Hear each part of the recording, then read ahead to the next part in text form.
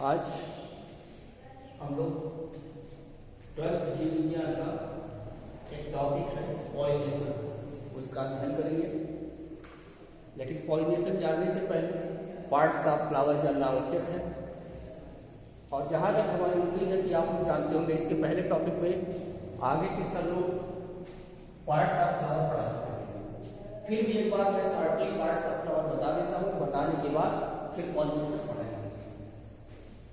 ये देखते हैं clear.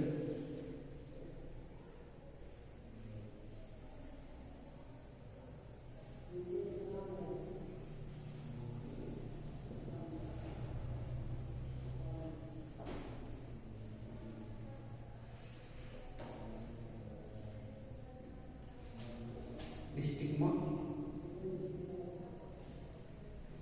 Style,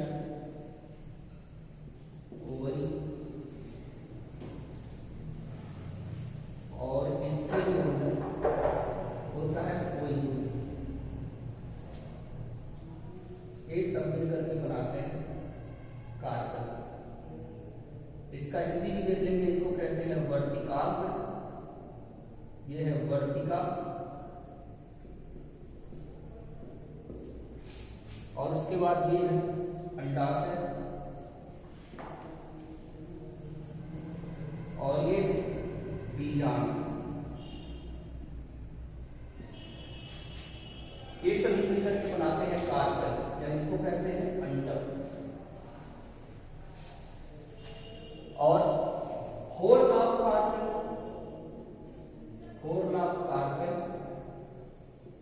is known as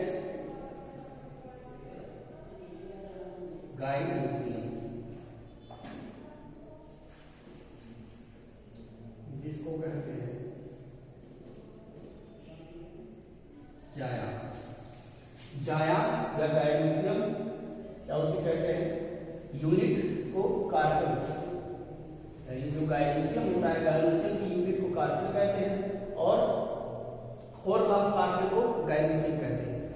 gynoecium is the female part of the flower. ये जो फ्लावर होता है, फ्लावर का फीमेल पार्ट गाइनोसियम कहलाता है। उसके बाद आते हैं मेल पार्ट।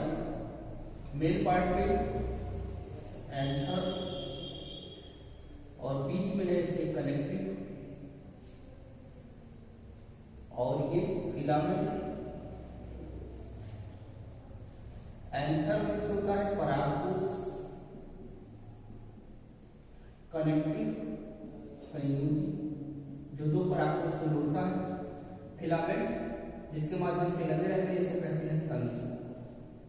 ये तीनों पार्ट स्टेमेन जिसको कहते हैं पुंकेसर। और जो पुंकेसर होता है, पुंकेसर is the unit of androecium.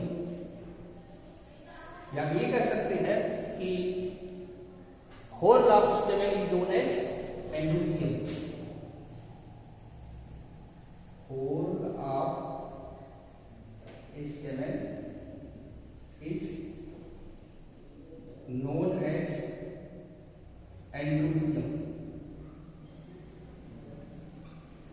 Androsium and gynosium. Gynosium is the female part of the flower and androsium is the male part of the flower. और ये दोनों पार्ट फ्लावर के नेसेसरी पार्ट। अगर ये दोनों पार्ट किसी फ्लावर में उपस्थित है तो फ्लावर कंप्लीट कहलाएगा, अन्यथा इनकम्प्लीट कहलाएगा। उसके बाद आता है ये पेटल। होल ऑफ पेटल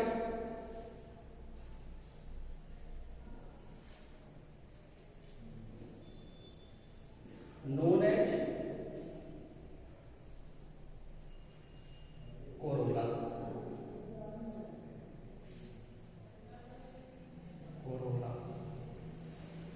यानी जो कोरोला होता है, कोरोला की कैलिक्स और कोरोला। कोरोला जो होती है, कोरोला की यूनिट क्या होती है? पेटल्स होती है। या ये कह सकते हैं whole of petals is known as Corolla.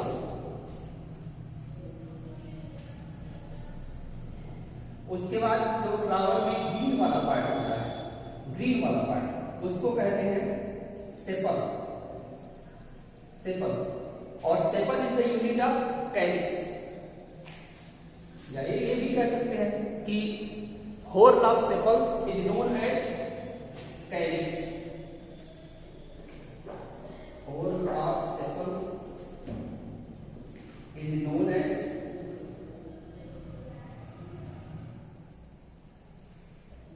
calyx। यानी जो सेपल होता है, कई सेपल आपस में मिलकर कैलिक्स का निर्माण करते हैं, कई पेटल्स आपस में मिलकर के कोरोला का निर्माण करते हैं। इसकी भी हिंदी जानते हैं। सेपल मीन्स होता है वाल, पेटल्स मीन्स होता है दल या पंखुड़ी। वायबल, दल या पंखुड़ी। उसके साथ साथ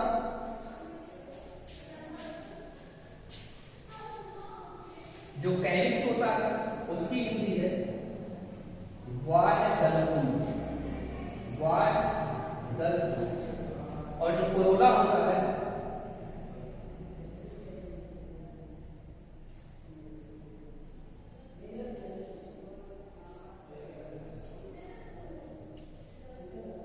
इसको कहते हैं दलपुंज।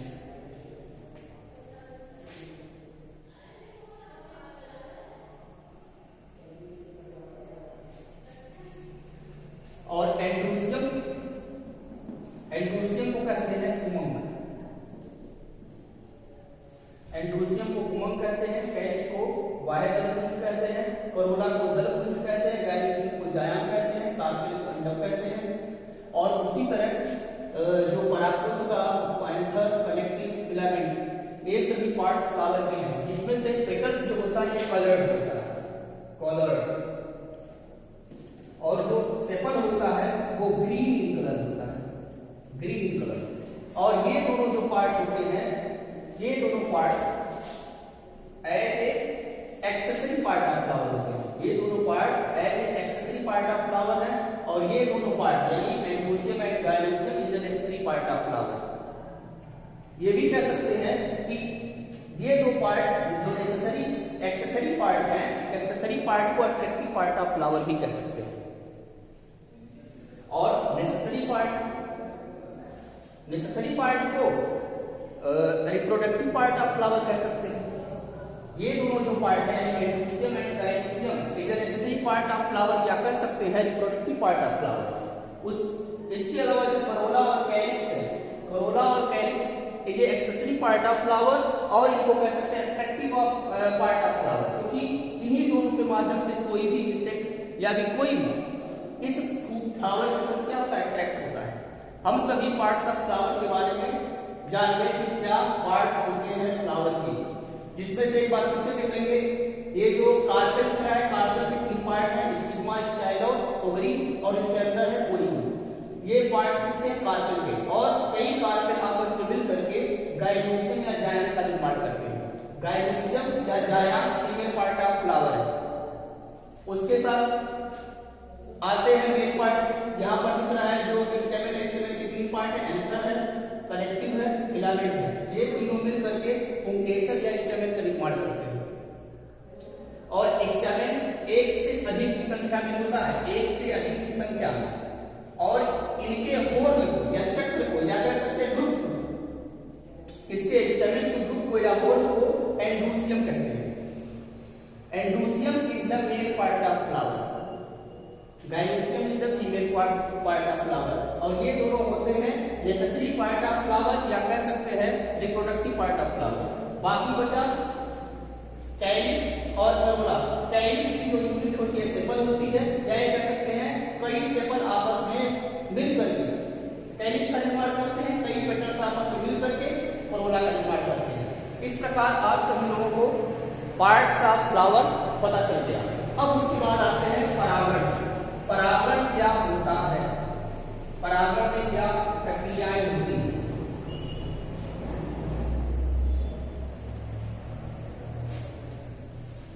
सीधे शब्दों में आप जान सकते हैं, जब पार्ट्स ऑफ फ्लावर आपको पता चल गया तो सीधे से आप समझ सकते हैं इस फ्लावर के माध्यम से।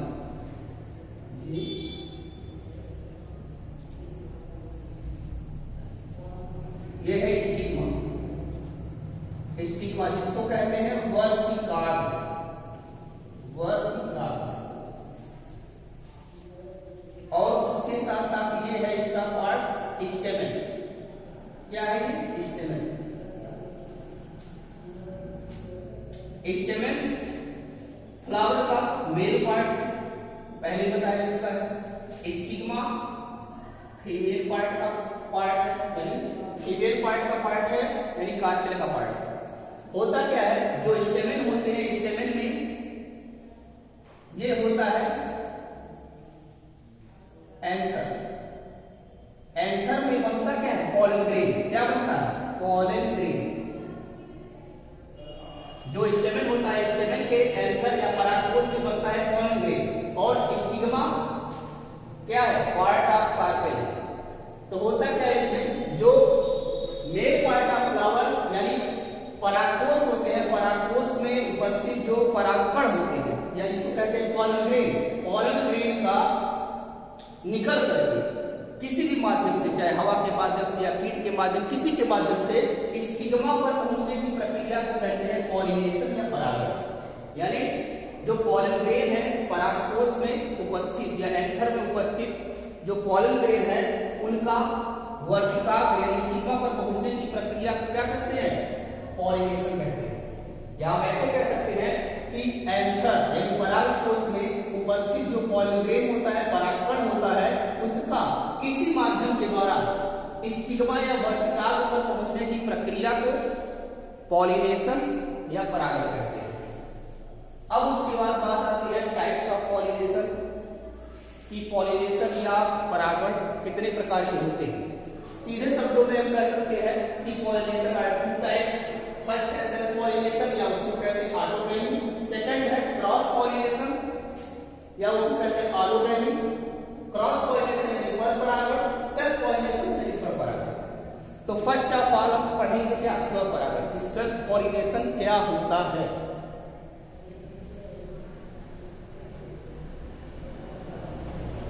सेल्फ पॉलिनेशन क्या होता है? तो सेल्फ पॉलिनेशन में कुछ कंडीशंस है, जैसे अगर एक ही फ्लावर है, एक प्लांट है, एक प्लांट में कई एक से अधिक फ्लावर लगे होते हैं, अगर एक ही फ्लावर का पॉलन ग्रेन उसकी स्टिग्मा पर पहुंचता है, एक ही फ्लावर का पॉलन ग्रेन यानी परागकण उसकी स्टिग्मा पर पहुंचता है, तब इस प्रक्रिया को हम कहेंगे ऑटोगैमी या स्वयंयुग्मन कहेंगे। और दूसरा क्या है? जिगैनोगैमी या सजात पुष्पी परागण। इसमें क्या होता है, एक पौधे में, हम फिगर के माध्यम से भी समझा जाएंगे, यहां से पॉलन ग्रेन फिगर के माध्यम से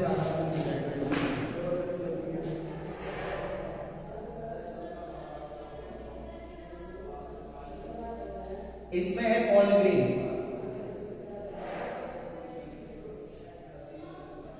पॉलन ग्रेन का निकल करके स्टिग्मा पर पहुंचना, ये कहलाता है पॉलिनेशन।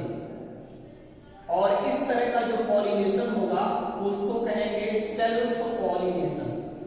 सेल्फ पॉलिनेशन,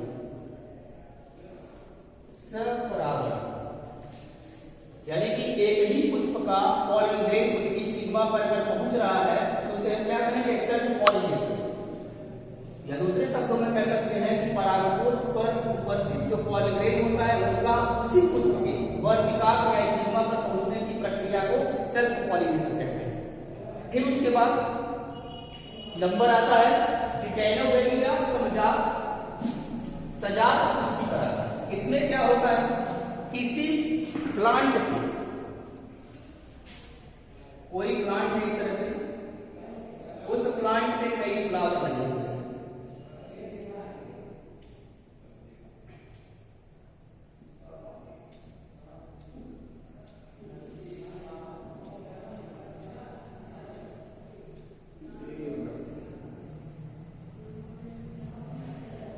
इस तरह का एक प्लांट है, उस पे कई फ्लावर लगे हैं।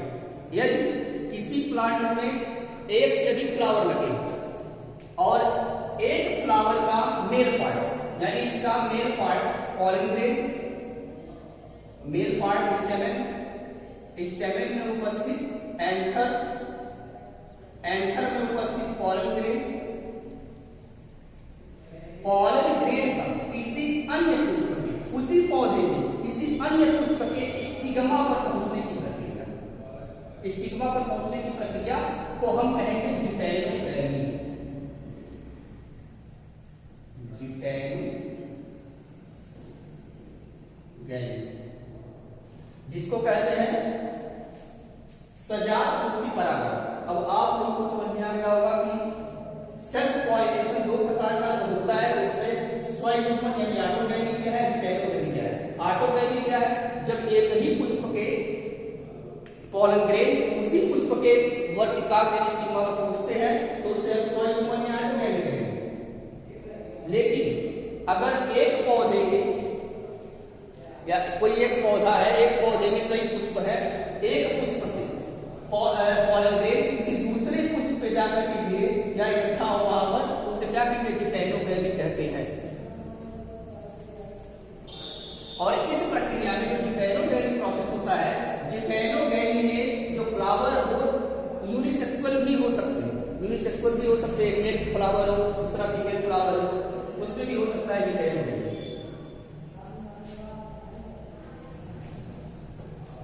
तो आप लोगों को समझ में आ गया ऑटोगैमी और जिटैनोगैमी। ऑटोगैमी यानी एक ही फ्लावर में, जिटैनोगैमी जब एक ही पौधे के अन्य फ्लावर में पॉलिनेशन होता है, जिटैनोगैमी कहते हैं। फिर उसके बाद आते हैं स्वपरागण के लिए adaptation of self pollination. Self pollination होने के लिए क्या क्या कंडीशन चाहिए? पहला कंडीशन है कि पुष्प का बाइसेक्सुअल या हर्माफ्रोडाइट होना आवश्यक है। उसके बाद दूसरा है क्लिस्टोगैमस। क्लिस्टोगैमस क्या होता है? ऐसे पुष्प जो कभी खिलते नहीं है या खिलते भी हैं तो पूर्ण रूप से नहीं खुलते, पूरे पुष्प को हम क्लिस्टोगैमस कहते हैं।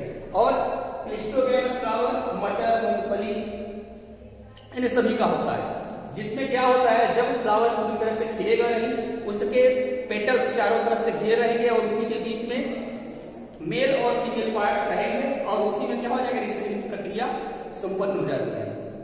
ये भी एक क्या है, कंडीशन है सेल्फ पॉलिनेशन के लिए। और दूसरा क्या है, होमोगैमी। होमोगैमी मतलब समकाल परिपक्वता, यानी एक ही समय में मेल और फीमेल दोनों पार्ट मैच्योर हो, तभी सेल्फ पॉलिनेशन पॉसिबल है।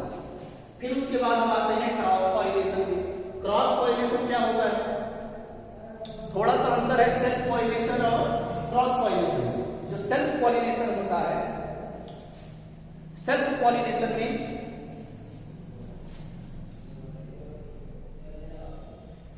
जब भी सेल्फ पॉलिनेशन होगा उसमें जीन के जो स्ट्रक्चर होते हैं सेम रहते हैं, जब भी कोई भी बीज बनेगा। लेकिन जब क्रॉस पॉलिनेशन होता है तो उसमें जीन में कुछ ना कुछ मॉडिफिकेशन या चेंजिंग आते रहते हैं।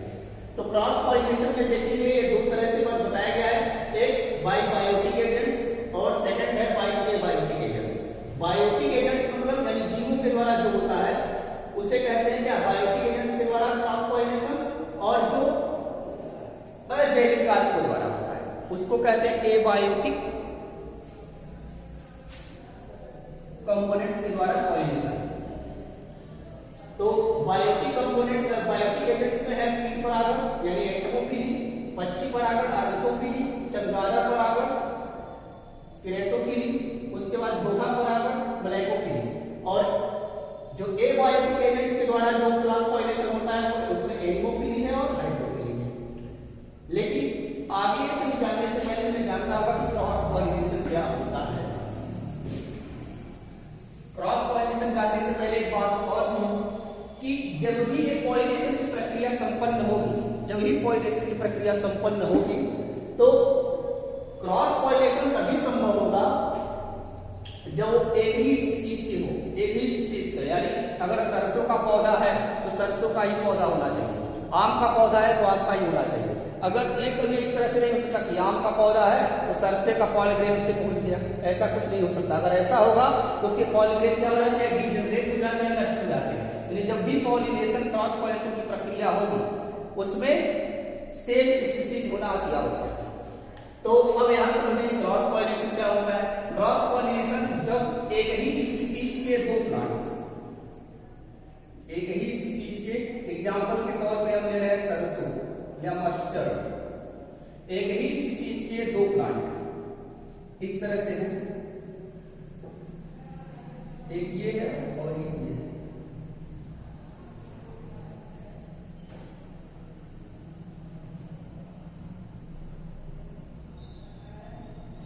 एक प्लांटे है, एक प्लांटे है। अब इसमें क्या हो रहा है, इस प्लांट का पॉलन ग्रेन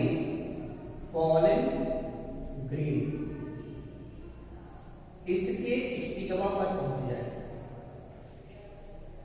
यानी एक प्लांट का पॉलन ग्रेन दूसरे प्लांट के स्टिग्मा पर पहुंच जाए, तो इस प्रक्रिया को हम कहते हैं क्रॉस पॉलिनेशन।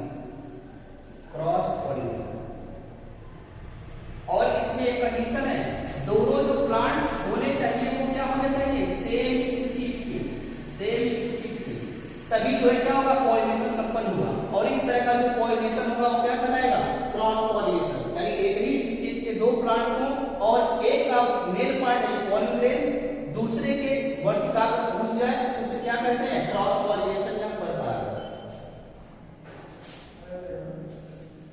अब उसके बाद आते हैं क्रॉस पॉलिनेशन समझने के बाद फिर इसमें कुछ कंडीशंस हैं कि जिसके लिए क्या आवश्यक, क्रॉस पॉलिनेशन होने के लिए कुछ अनुकूलन या एडाप्टेशन आवश्यक है। जैसे क्या, अगर क्रॉस पॉलिनेशन हो रहा है तो उसमें कौन कौन से एजेंट्स हैं, उनका होना भी आवश्यक है, पहला चीज। और दूसरा, जब भी क्रॉस पॉलिनेशन होगा, क्रॉस पॉलिनेशन में हमेशा होना जरूरी है फ्लावर्स का यूनिसेक्सुअल, बाइसेक्सुअल होना जरूरी नहीं है। यूनिसेक्सुअल रहेंगे तभी उनका क्या होगा, मेल और फीमेल पार्ट, मेल पार्ट एक पार्ट से दूसरे पर जाएगा। फिर उसके बाद आते हैं यहाँ पर जो क्रॉस पॉलिनेशन होता है उसके टाइप्स पे। क्रॉस पॉलिनेशन को उनके एजेंट्स या साधनों के आधार से दो पार्ट में डिवाइड कर दिया गया है, एक है बायोटिक एजेंट्स और एक है बायोटिक एजेंट्स। बायोटिक एजेंट्स में एंटोमोफिली है, ऑर्निथोफिली है, क्रेटोफिली है और मोलैकोफिली है, जिसमें से पक्षी परागण, चमगादड़ परागण और घोड़ा परागण, इनको एक और नाम दिया गया है जूफिली भी कहते हैं। जूफिली मतलब क्या, जंतु परागण।